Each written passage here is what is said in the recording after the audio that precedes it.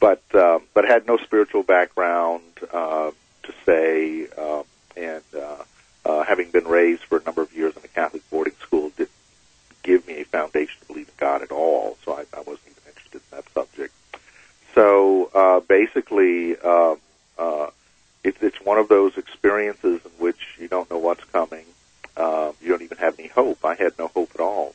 My hope was that when I died, the light would go out and that would be it.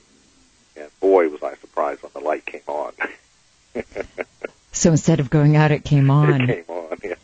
You know, in the story that appears at the end of Chapter 8 of my book, You Are What You Love, you talk about, as you were making your transition, you were aware of the room, seeing what was in the room.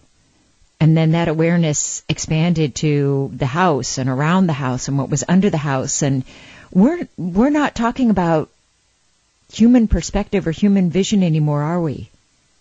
No, that was what was surprising. And although I wasn't trying to actually figure out what was happening, whatever I thought about, I could see.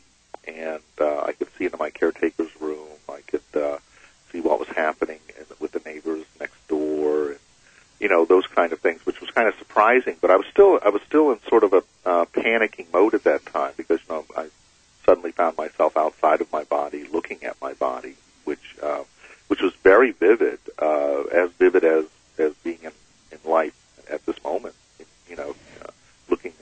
Looking at the world, it was that vivid. It didn't seem like a dream at all. When you could see these other people and you were aware of them, could you sense what they were feeling, or did you know your caretaker was asleep, or was it just kind of a visual? Well, I've tried to explain this many times. It was like being inside a holographic photograph, and when I thought of calling for my caretaker, I found myself in her room, and she was asleep, and I couldn't wake her. She couldn't hear me. There was nothing I could do. And then my sort of panic was building, because that's a very exciting and interesting moment when you find yourself outside of your body. You don't know how to get back to it, and don't know what's coming. So I immediately found myself back in my room again, watching my body die. When did you become aware that, when I think something, I'm suddenly there? I mean, at the minute that it happened, did you realize that's what was going on? No, not at that time. It was just, act, react.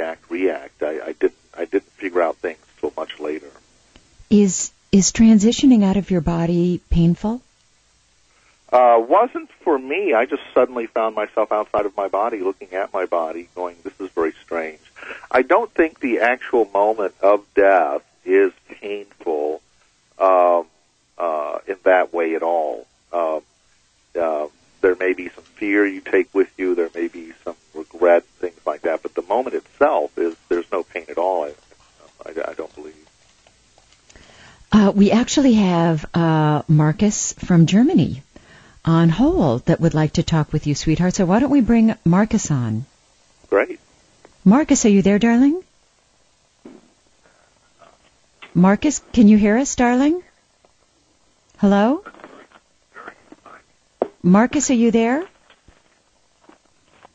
I think Gary, our engineer, is working on that. Gary, anytime that we can, anytime we can bring Marcus back on, just let me know, sweetheart. Looks like that call got terminated accidentally. I know that he was very much looking forward to talking to you, so hopefully he will call back.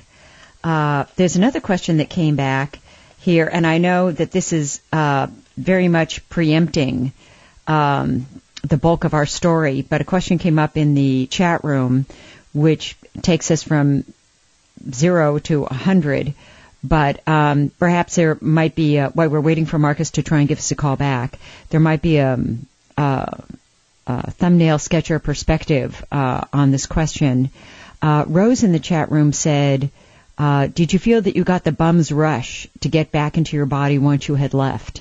in essence, what drew you back to the body? And I know that this is a very long question. This is basically the essence of the whole story of your NDE, your near-death experience. No, I didn't feel I was rushed at all. In fact, that was not even a concern of mine to the very, quote, end of my story, actually. I was never even concerned about rushing back or getting back to my body. I by the end of my near-death experience, I had asked many questions of the light, had these great conversations with what we call the light, and I had asked questions like, where do all religions come from? And that was fascinating and marvelous. I now have respect for religions I've never had. Although I'm not a religious person, I respect their evolution, that every religion on earth came out of the one previous to it, like a lotus opening. And they are all the same religion, really. Isn't that amazing to think about? That is. It's all the same religion, basically. I know when Emanuel Swedenborg went to the other side, and he was talking to the angels, he said he heard a conversation between two angels, and they were discussing the different religious fractions, perspectives, traditions, practices on the planet Earth.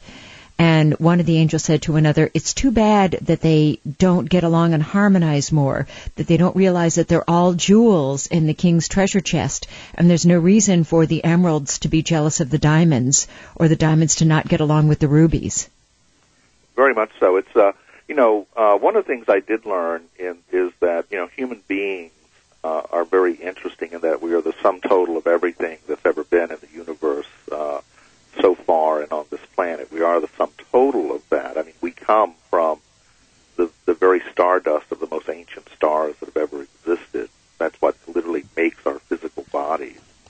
While at the same time, we're made of this super ancient material. It's real. And so imagine we're made of the most ancient material in the universe, and yet we are the newest thing. We're the babe in Wonderland, so to speak. And so humans have not matured as a species on planet Earth yet. We're very new. We're like the latest thing on this planet, and we're learning. We're maturing as a species, and so what you see reflected in our world orders, our legal systems, our monetary systems, are really what infant minds come up with. This will all mature and be perfected in the future to the benefit of all, which is the good news.